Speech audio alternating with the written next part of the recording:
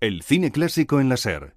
Sucedió una noche. Raindrops on roses and whiskers on kittens, bright copper kettles and warm woolen mittens, brown paper packages tied up with strings. These are a few of my favorite things. Cream-colored ponies and crisp apple strudels, doorbells and sleigh bells and schnitzel with noodles, wild geese that fly with the moon on their wings. These are a few of my favorite things. Girls in white dresses with blue satin sashes, snowflakes that stay on my nose and eyelashes, silver white winters that melt into springs. These are a few of my favorite things. When the dog bites, when the bee stings, when I'm feeling sad, I simply remember my favorite things, and then I don't feel so bad. Y con esta canción, que seguro muchos reconocéis, abrimos un paréntesis en el programa para el cine clásico. Un paréntesis que todas las semanas nos va a traer Antonio Martínez en este espacio que conserva el nombre que tenía antes, Sucedió una noche. Pues sí, y también lo conservamos en los podcasts que seguiremos subiendo con ese título. Cada semana tendremos en versión un poco más reducida lo mismo que ofrecíamos en Sucedió una noche. Aniversarios, efemérides, grandes películas, estrellas y directores míticos y también un poco de música de cine. Como prueba, este tema que suena de fondo, My Favorite Things, una de las mejores canciones de la película Sonrisas y lágrimas. Y la mujer que canta, Julie Andrews, ha sido, como contábamos antes, una de las grandes protagonistas del Festival de Venecia, donde le han entregado el León de Oro a toda su carrera. Por eso, vamos a recordar cuáles son sus méritos. Smile away each rainy day. En el año 1997, la actriz Julie Andrews fue diagnosticada de una enfermedad en la laringe, de la que iba a ser operada, y era muy probable que nunca más pudiera volver a cantar. Aquello era una auténtica tragedia para una mujer que tenía en su voz el mayor don de su existencia. Yo necesito cantar donde quiera que esté. Y lo peor es que necesito expresar algo. Todas las cosas que yo siento o pienso. A eso le llamarían sinceridad. Y es que desde pequeña Julie dio muestra de poseer un gran talento para cantar, llegando a tener un rango vocal entre 4 y 5 octavas, capaz de producir incluso sonidos que solo escuchan los perros. Por eso, desde muy joven se preparó estudiando música y danza. Cuando bailes, recuerda, más espacio, mueve más los brazos, eres una reina. Su madre era pianista y con ella actuaba en espectáculos de vodevil. Durante la Segunda Guerra Mundial se hizo muy popular cantando para las tropas británicas por todo el Reino Unido. Señorita, es usted una inspiración. Gracias. La oí cantar en Londres esa canción que dice It's a long way to Tipperary. Sí, tenía que haberla oído, general. Emocionante de verdad. Gracias. Tras la guerra y con tan solo 16 años debutó en el teatro inglés con una versión musical de La Cenicienta. 3 años después daría el salto a Broadway, cosechando grandes éxitos en musicales como The Boyfriend, Camelot junto a Richard Burton y sobre todo My Fair Lady. Estupendo, querida. Una actuación maravillosa, francamente maravillosa. El enorme éxito que tuvo este musical hizo que pronto el cine se fijara en él. Julie Andrews estaba segura de que el papel protagonista se lo propondrían a ella. I could have danced all night, I could have danced all night, and still have begged for more. Pero los productores tenían otros planes. Como puede ver, Monsieur Lavis, tengo una voz educada. Sí, pero lo que yo estoy buscando es una voz no tan educada. Julie no tenía experiencia cinematográfica y los productores preferían a la mucho más taquillera Audrey Hepburn, aunque ésta no supiera cantar y hubiera que doblarla en las canciones. En cambio, había alguien que sí se había fijado en ella y pensaba que reunía las condiciones adecuadas para su nueva película. La primera, no tener verrugas. A la vista está. La segunda, saber cantar. No lo hago mal del todo. Tercera, saber juegos de todas clases. Estoy segura de que los niños se divertirán mucho jugando conmigo. Cuarta, ser cariñosa. Soy cariñosa pero inflexible. Walt Disney le ofreció el papel de una niñera que acabaría convirtiéndose en todo un clásico. Mary Poppins, prácticamente perfecta en todo. Mary Poppins, ¿es ese tu nombre? Me gusta mucho. Gracias.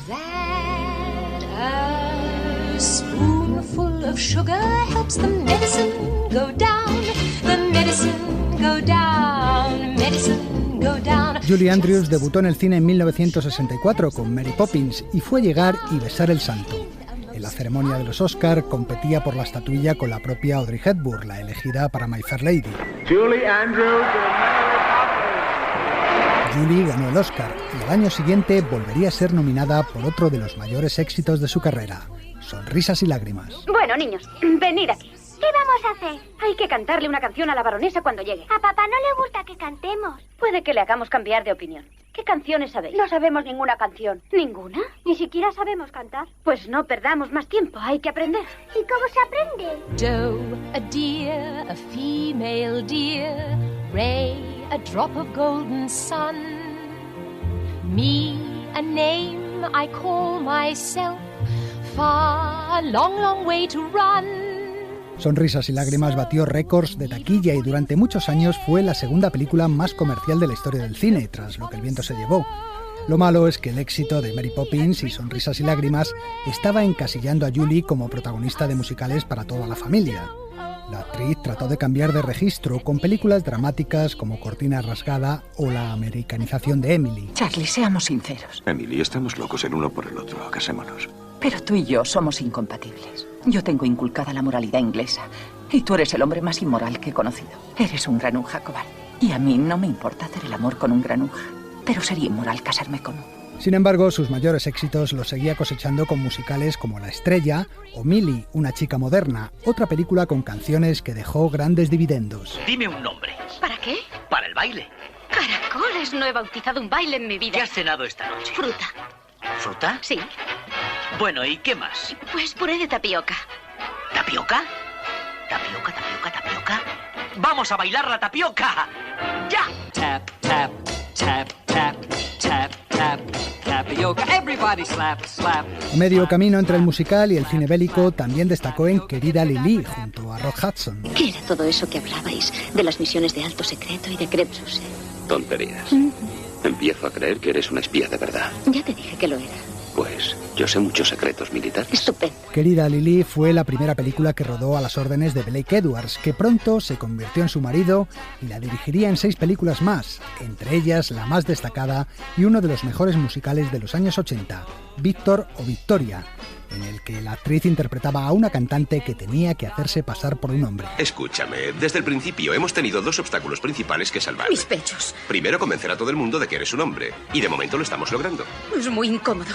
¿El qué? Disimular mis pechos. Todo lo que tienes que hacer es salir ahí fuera y demostrar la gran actriz que eres. Y serás una estrella durante los próximos 20 años. Oh, Toddy, si tengo que esconder los pechos durante los próximos 20 años, acabarán como 2 pimientos asados.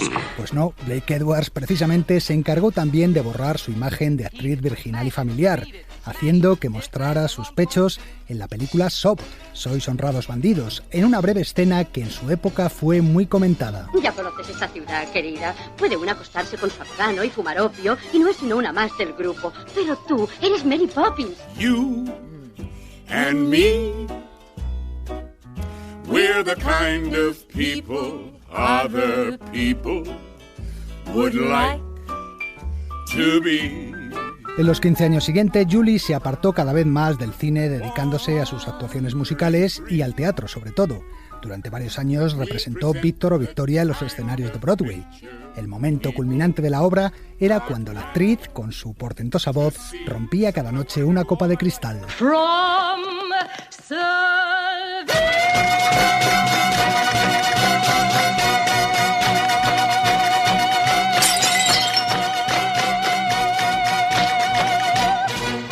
Pero tras su enfermedad de laringe y posterior operación, todo eso se acabó. Finalmente, Julie Andrews podría volver a cantar, pero su registro vocal ya nunca sería el mismo. Hace 20 años cuando... Prueba un tono más bajo. Muy bien. Hace 20 años... Prueba una tercera. ¿Una tercera? Ajá. Muy bien. Hace 20 años... Perfecto. Su voz se había vuelto mucho más grave, algo que la actriz aprovechó poniéndola al servicio de personajes de animación como la reina Lilian en la saga Shrek o haciendo de narradora en Encantada, la historia de Giselle. Once upon a time, in a magical kingdom known as Andalasia, there lived an evil queen También comenzó una nueva carrera como escritora de libros infantiles, creando ella misma su propia editorial. En el cine pudimos verla de nuevo en papeles aristocráticos, condesa en Gente con clase o reina en Princesa por sorpresa. Majestad, interceptaría una bala por usted, encantado. ¡Oh, qué valiente! La mayoría de los de prácticas ni siquiera quieren servirme un té. En 2010 se atrevió a volver a cantar también en los escenarios con un concierto en Londres que despertó gran expectación. Ladies and gentlemen, good evening, thank you and welcome. Sin embargo, la gente salió defraudada ya que apenas interpretó 5 canciones, dejando el resto del espectáculo a sus acompañantes. Sus condiciones vocales ya no le permitían más. Poco tiempo después, a finales de 2010, falleció su marido, Blake Edwards, tras más de 40 años de matrimonio. Julie Andrews tiene en la actualidad 83 años y este León de Oro en Venecia viene a recordarnos la deuda que el cine tiene con ella. Su trabajo de actriz, su voz y sus canciones forman parte ya de la historia del cine y del teatro musical. Una voz difícil de igualar, llena de registros y sensibilidad. Una voz que contagia alegría y aporta tranquilidad en momentos de tensión. Señores pasajeros, lamentamos estas inclemencias. Comprendo que para ustedes suponga una incomodidad. Con el propósito de hacerles sentir mejor, quiero presentarles a una invitada especial que tenemos en cabina, la señorita Julie Andrews. No se preocupen, esto terminará enseguida. Getting to know you, getting to know all about you, getting to like you, getting to hope you like me. Julie Andrews consigue calmarme. Gracias, amigo. You are precisely my cup of tea. My cup of tea. Getting to know you. ¡Fantástico! ¡Vamos todos! ¡Más alto! Vamos, cariño, canta. When I am with you, getting to know what to say. Haven't you noticed? El cine clásico en la SER. Sucedió una noche.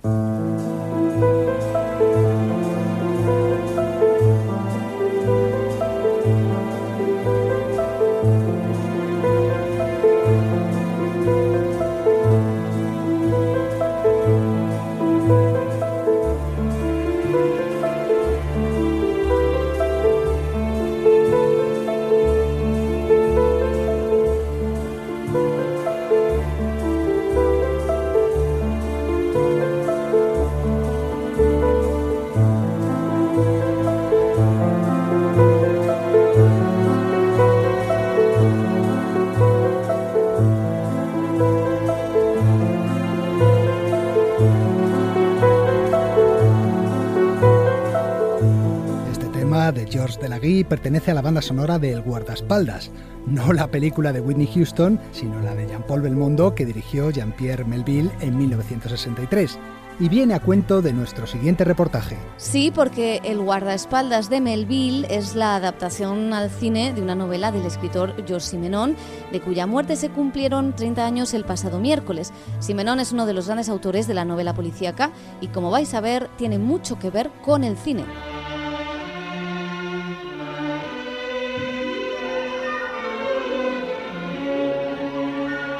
Empezaremos con algunas cifras. Georges Simenon es uno de los escritores más prolíficos de la historia, autor de más de 500 libros, 190 publicados bajo su nombre y el resto con diversos seudónimos. Ha vendido más de 550 millones de ejemplares en todo el mundo y su obra ha sido traducida a 87 idiomas, siendo el 17º autor más traducido de toda la historia de la literatura y el primero en francés entre los escritores del siglo XX. Bueno, yo creo que estamos tratando con un individuo de carácter extraordinario. Es curioso, he encontrado una extraña mezcla de fuerza de voluntad y debilidad, de frialdad y de capacidad emocional. Entre películas y series de televisión hay cerca de 70 adaptaciones a la pantalla de novelas de Simenon, algunas verdaderamente notables, como Monsieur Ir, que Patrice Lecomte dirigió en 1989, una historia de crímenes, amor y voyeurismo. ¿Quieres saber si yo estaba mirando por la ventana aquella noche? Si le vi llegar y despertarla para limpiar la sangre de Pierrette, a quien acababa de matar, y ocultar la gabardina manchada con su sangre. Pues sí, señorita, lo vi, como todas las noches. Lo vi todo. Obviamente, la mayor parte de estas adaptaciones se han hecho desde el cine francés. Grandes directores como Jean Renoir, Marcel Carné o Bertrand Tavernier convirtieron sus historias en películas. Claude Chabrol le adaptó 2 veces, en Betty y en Los fantasmas del sombrerero, protagonizada por el hace poco desaparecido Charles Aznavour. Usted lo sabe, Cachudas. Sí. Pero ¿sabe por qué? Maté a mi mujer hace 2 meses. Faltan 3 días para su cumpleaños y sus amigas tenían que venir a verla. Todos los años, desde hace 10, venían a visitarla el día de su cumpleaños. Por eso me vi obligado a matarlas, para que nadie se entere de que mi mujer ha muerto. Pero no solo el cine francés ha adaptado a Simenón. Hay también películas británicas, italianas, argentinas, húngaras o incluso de Hollywood. Si tienes tanto empeño en que te entregue la patrulla fronteriza, lo arreglaré. No puedes hacerlo. Un hombre ante quien respetuosamente todos se descubren tiene miedo al escándalo. Presidiario evadido, entregado por su hermano. Imagínate la cara de tus amigos. Estos son Van Johnson y Joseph Cotten en Barreras de Orgullo, un drama dirigido en 1956 por Henry Hathaway. En el cine español, Ladislao Batlle rodó en 1947 Barrio, con Manolo Morán haciendo de policía. Está claro. Robo. Usted se encargará del asunto, Castro. ¿Necesita ayuda? No, muchas gracias. Prefiero trabajar solo. Así me perderán antes el respeto. Es necesario que se olviden que soy un policía. En este barrio tenemos muy pocos amigos. Agustí Villaronga llevó a la pantalla El pasajero clandestino y Jesús Garay Los de enfrente. Yo me documenté un poco de por qué Simenón había escrito esta novela a los años 30 y parece ser que Simenón, viajando en barco, se encontró con un cónsul turco que huía del régimen opresivo soviético porque no lo soportaba, había tirado su carrera diplomática por la borda, iba huyendo de un régimen que no entendía, que era el régimen soviético. Pero de todos los personajes que creó Simenón, hay uno que destaca sobre los demás. ¿Servicio urgente de policía? Soy el comisario Maigret. Póngame con jefatura.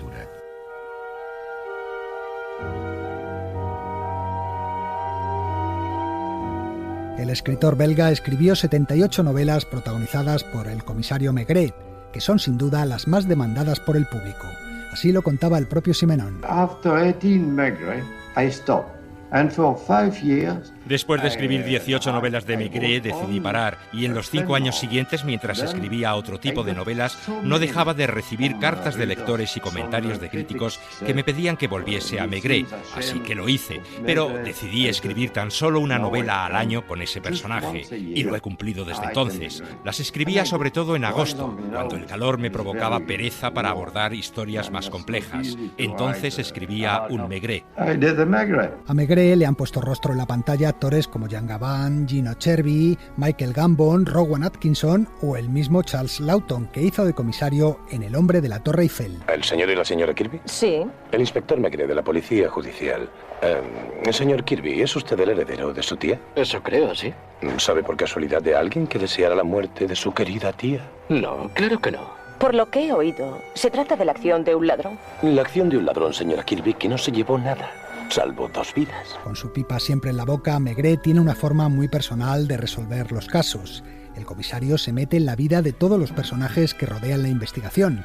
Vive como ellos, frecuenta los mismos lugares que ellos y aprende a sentir lo que ellos sienten. Desde ahora yo le seguiré a usted. No utiliza la deducción como Sherlock Holmes, sino que las investigaciones se basan en su intuición. Maigret is about like me. He's not very intelligent. Maigret es como yo, no es muy inteligente, pero tiene intuición. Yo tampoco soy muy inteligente, por eso escribo por intuición. Nunca sé dónde me va a llevar una historia. Tan solo invento el primer capítulo y luego los personajes vuelan solos. Van por los caminos que decide mi intuición. Nunca tengo un plan previo de cómo terminará la historia.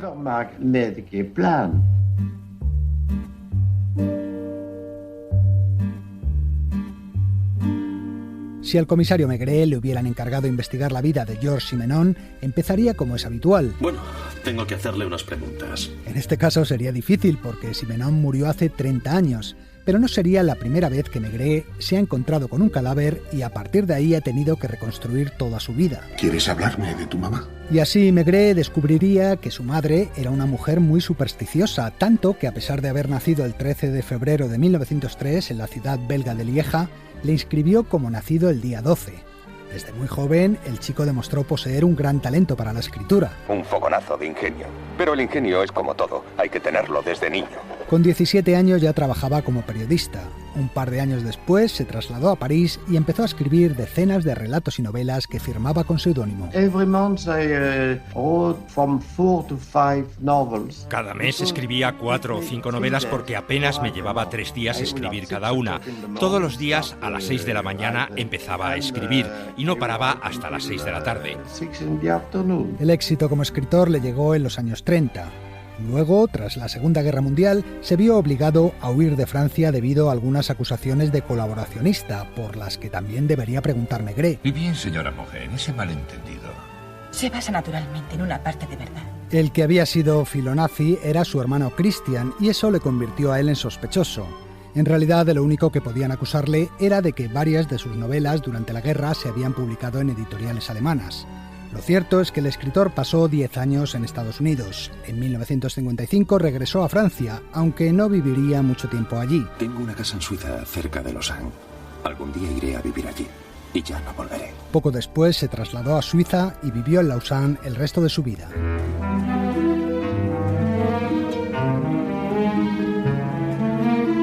Simenon era un escritor que trabajaba con una gran disciplina. Solía organizarse en periodos de 15 días. El primero se dedicaba a dar largos paseos mientras inventaba los personajes. Luego, en los 12 días siguientes, escribía de un tirón su novela, como escuchábamos antes, sin un plan previo, dejando que los personajes actuaran con su propia lógica. El 14º leía lo escrito y corregía errores, y el 15º hablaba con los agentes, se ocupaba de la publicidad, de la portada del libro. Si no tienes una rutina, pierdes mucho el tiempo. Y como a mí me gusta tener el mayor tiempo libre posible, cuando trabajo sigo una rutina muy estricta.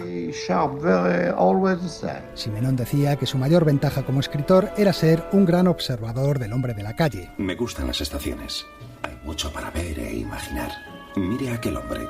Se aburre de tanto esperar. Aquella joven va al encuentro de su novio o acaba de dejar al hombre de su vida. Me encanta observar a la gente. De esta forma conseguía desmenuzar como pocos el alma humana. En sus novelas hay siempre culpa, soledad, traición o desamor. Pero llegados a este punto, el comisario Maigret debería interesarse por uno de los aspectos más controvertidos de la vida privada de Simenon. Me gustaría hacerle unas preguntas sobre unas acusaciones de inmoralidad. Georges Simenon era un mujeriego casi patológico.